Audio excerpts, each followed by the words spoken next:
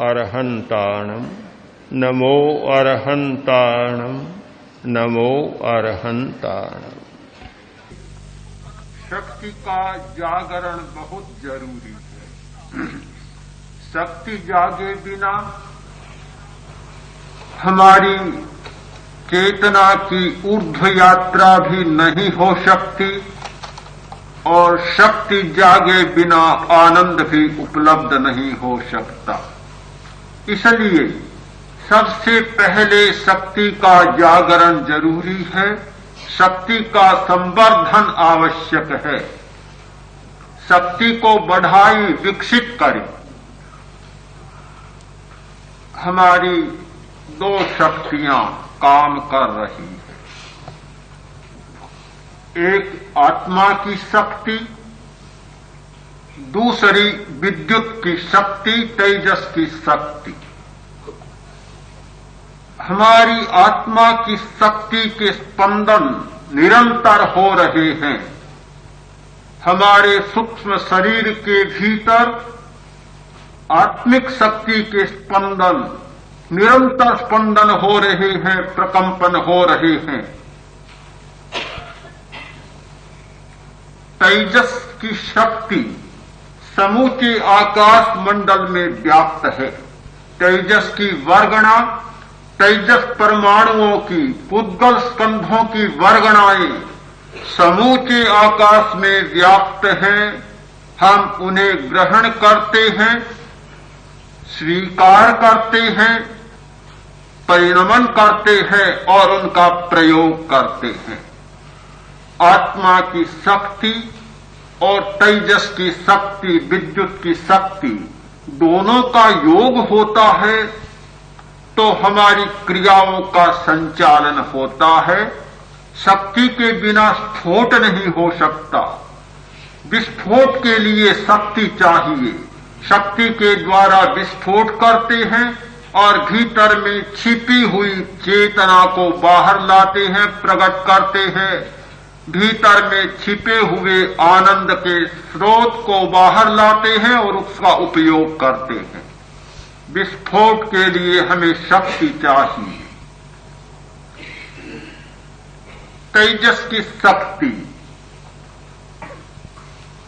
जो cosmic power है, समूचे जगत के कण कण में व्याप्त है। आकाश का एक भी कण, एक भी प्रदेश ऐसा नहीं जहां तेजस की वर्गणा न हो। प्रश्न सिर्फ इतना है कि अपनी आत्मिक शक्ति के स्पंदनों को जगा सके और तेजस की शक्ति को ग्रहण कर सके। इस प्रक्रिया को जानना है। प्रक्रिया को जाने बिना हम शक्ति का उपयोग नहीं कर सकते, शक्ति को जागृत नहीं कर सकते। जहां हमारे सूक्ष्म शरीर के भीतर शक्ति का स्पंदन हो रहा है, वहां अंतराय का स्पंदन भी हो रहा है। शक्ति को रोकने वाली शक्ति है अंतराय। शक्ति को रोकने वाला कर्म संस्थान है अंतराय। अंतराय के स्पंदन भी हो रहे हैं। एक ओर से शक्ति के स्पंदन बाहर आते हैं और पूरा बाहर आ जाना चाहते हैं, पूरा विकास पा लेना चाहते हैं, तो दूसरी ओर अंतराय कर्म के परमाणुओं के स्पंदन इतने सक्रिय हैं कि उसमें अवरोध पैदा करते हैं। अवरोध पैदा करते हैं। हमारा काम होगा कि जो शक्ति के स्पंदन, आत्मिक शक्ति के स्पंदन प्रकट होना चाहते हैं, उनमें अवरोध डालने वाले कर्म परमाणुओं के स्पंदन को दूर हटाए, रास्ता साफ करें और आत्मिक शक्ति को बाहर आने दें। एक हमारा काम। दूसरा काम यह होगा कि तेजस शक्ति को विकसित करें। तेजस शरीर हमें उपलब्ध है। हमारा एक सूक्ष्म शरीर है तेजस शरीर, विद्युत का शरीर। तेज के परमाणुओं का शरीर वह हमें सहज उपलब्ध है। जो सहज उपलब्ध है उस शरीर की शक्ति को सक्रिय बनाए, उसे विकसित करें। उसको विकसित करने के लिए बाहर के तेजस परमाणुओं को स्वीकार करना बहुत जरूरी है। जितने तेजस के परमाणु अधिक मात्रा में उपलब्ध होंगे, तेजस शरीर शक्तिशाली बनेगा और उसकी क्षमता बढ़ेगी। उसे बढ़ाने की प्रक्रिया भी हमें जाननी है कि तेजस शक्ति को कैसे जागृत किया जा सकता है और तेजस शरीर की क्षमता को कैसे बढ़ाया जा सकता है और कैसे तेजस के परमाणुओं को भीतर लिया जा सकता है। छहों दिशाओं से तेजस के परमाणु लिए जा सकते हैं, पूर्व, पश्चिम, उत्तर और दक्षिण, ऊर्ध्व और अधः, छहों दिशाओं से हम तेजस के परमाणुओं को ग्रहण कर सकते हैं और अपने भीतर ले जा सकते हैं। ले जाने के लिए एक शक्ति चाहिए, ले जाने के लिए भी शक्ति चाहिए। ले जाने की शक्ति नहीं होती है तो भी हमारा काम नहीं चलता। तो हम शक्ति पर और विचार करें। शक्ति कोई शरीर की शक्ति नहीं। जहां शक्ति का प्रश्न होता है हम मुख्यतः शरीर की शक्ति पर ही विचार करते हैं। शक्ति केवल शरीर की शक्ति नहीं, शरीर की शक्ति काय बल, वाणी की शक्ति वचन बल और मन की शक्ति मनोबल, तीनों शक्तियां चाहिए। शरीर की शक्ति भी चाहिए, वाणी की शक्ति भी चाहिए और मन की शक्ति भी चाहिए। शक्ति केवल तीन ही नहीं है, ये तो सब शाखाएं हैं, सब शाखाएं। शक्ति एक सामान्य शक्ति है, शक्ति के पीछे कोई बात नहीं जुड़ती। शक्ति केवल शक्ति, ये तो शक्ति के प्रयोग हैं। शक्ति की शाखाएं हैं। जब शाखाएं अनेक फंस जाती है, एक एक शाखा को हम स्वतंत्र नहीं मान सकते, नहीं मान सकते। एक पेड़ के 100 शाखाएं हो सकती है, शाखा पेड़ नहीं होती। शाखा शाखा है, पेड़ पेड़ होता है। पेड़ मूल है, शाखा शाखा है। शाखा और पेड़ को बिल्कुल एक नहीं माना जा सकता और शाखा को कोई नाम नहीं दिया जा सकता। और यदि दिया जाता है तो इस भ्रांति को भी साथ में तोड़ना होगा कि वह शाखा है, वह मूल नहीं है।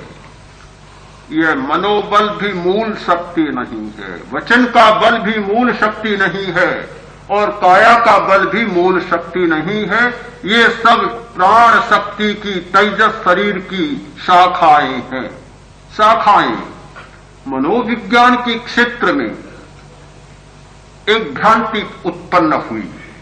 वह मनोवैज्ञानिकों के द्वारा शायद नहीं भी हुई होगी, किंतु मनोविज्ञान का अध्ययन करने वाले विद्यार्थियों में या मनोविज्ञान की चर्चा करने वाले लोगों में एक बहुत बड़ी भ्रांति पैदा हो गई और उन्होंने मान लिया कि शक्ति केवल काम ही है, काम शक्ति ही है और जितना कुछ होता है केवल काम शक्ति का विकास है, उसका सब्लिमेशन है। मानता हूं बहुत बड़ी भ्रांति हुई। इस भ्रांति को डॉक्टर युंग ने बहुत अच्छी तरह से तोड़ा था, निरस्त किया था। एनालिटिकल साइकोलॉजी के प्रवर्तक डॉक्टर युंग ने कहा कि लिबिडो यह कोई काम शक्ति का पर्यायवाची नहीं है। लिबिडो एक सामान्य शक्ति है, सामान्य शक्ति, और जितनी ये शक्तियां हैं, मन की शक्ति या दूसरी दूसरी शक्तियां, वे सब उस सामान्य शक्ति लिबिडो की शाखाएं हैं, किंतु वे काम शक्ति नहीं है। एक बहुत बड़ी भ्रांति को निरस्त किया और बहुत सही बात है कि शक्ति तेजस की शक्ति है। तेजस की शक्ति वह शक्ति जिस दिशा में जाती है, जिसे संचालित करती है और सक्रिय बनाती है, उस संचालन के आधार पर हम उसका नामकरण कर देते हैं। यह मन की शक्ति, मन को संचालित करने वाली प्राण शक्ति को हम कह देते हैं मन की शक्ति। जो शक्ति वचन को संचालित करती है उसे हम कह देते हैं वचन की शक्ति, और जो शक्ति हमारे शरीर के तंत्र को संचालित करती है उसे हम कह देते हैं काय की शक्ति। जो शक्ति हमारी जीवन यात्रा को संचालित करती है वह जीवनी शक्ति, आयुष्य प्राण।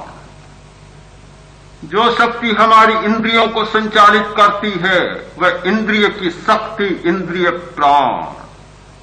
जो शक्ति हमारी श्वास क्रिया को संचालित करती है, श्वास तंत्र को संचालित करती है, उसे हम कह देते हैं श्वासोच्छ्वास प्राण। श्वास और उच्छ्वास की शक्ति, एक ही शक्ति के कार्य भेद के कारण अनेक नाम बन जाते हैं।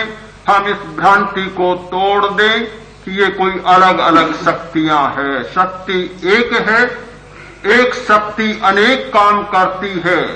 जिस दिशा में वह प्रवाहित होती है उस दिशा में वह इतना सिंचन देती है कि बीज पौधा बन जाता है और लहलहा उठता है।